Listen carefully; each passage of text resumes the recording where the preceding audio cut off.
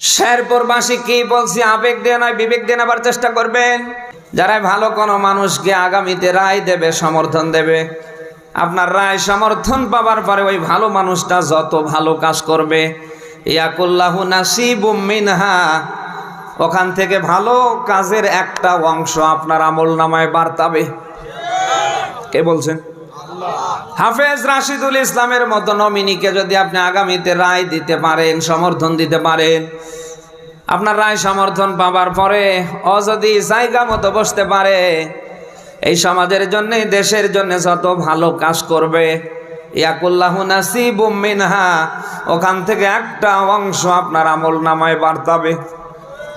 অপর শেষটান দেখুন, ওমাইয়াশফা শাফাতান সাইয়্যা ইয়াকুল্লাহু কিফলুম মিনহা।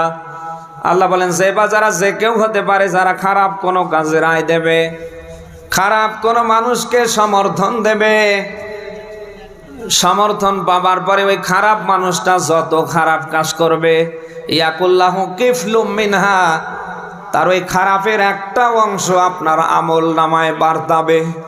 কে বলছেন? আমাদের কঠিন মুসিবতের দিন যেই দিন কায়েম হবে, ওই দিন আল্লাহ প্রত্যেকের হাতে হাতে আমল নামা ধরিয়ে দেবে।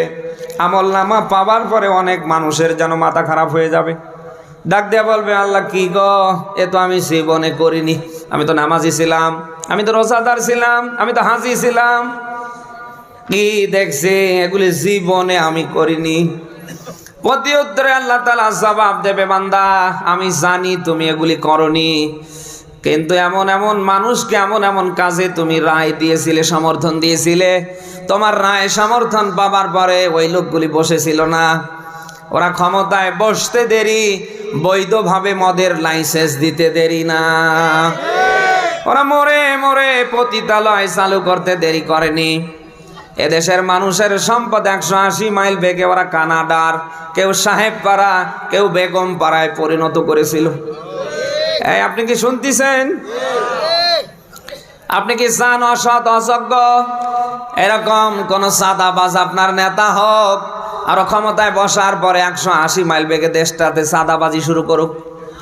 হ্যাঁ, দুনিয়া যেহেতু থাকার জায়গা না, এখানে যেহেতু আমিও থাকবো না, আপনিও থাকবেন না, ওরে ভাই আল্লাহর সামনে যেহেতু দাঁড়ানোই লাগবে, যা করছি অন্তত দাঁড়িয়ে কি হিসাব দেওয়া লাগবে না?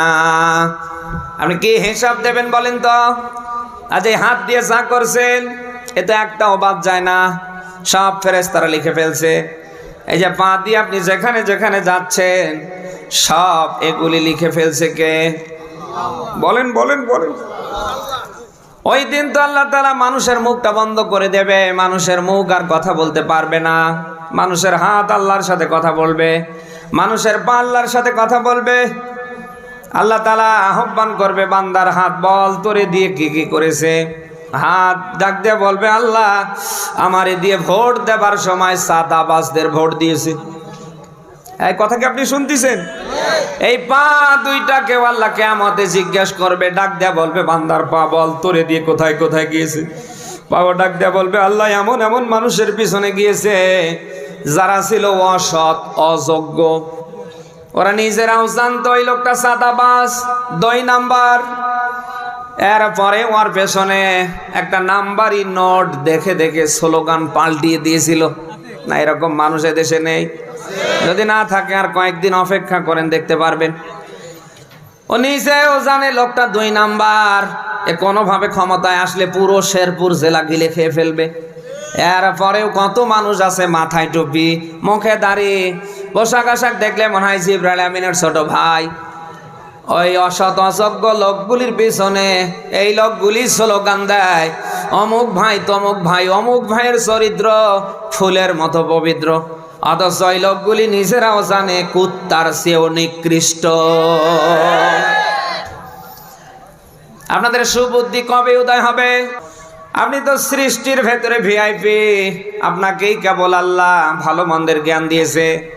আপনি তো সবার পেছনে গিয়ে স্লোগান দিতে পারেন না, আপনি তো সবার পক্ষে কাজও করতে পারেন না, আপনি সবাইকে তো রায়ও দিতে পারেন না।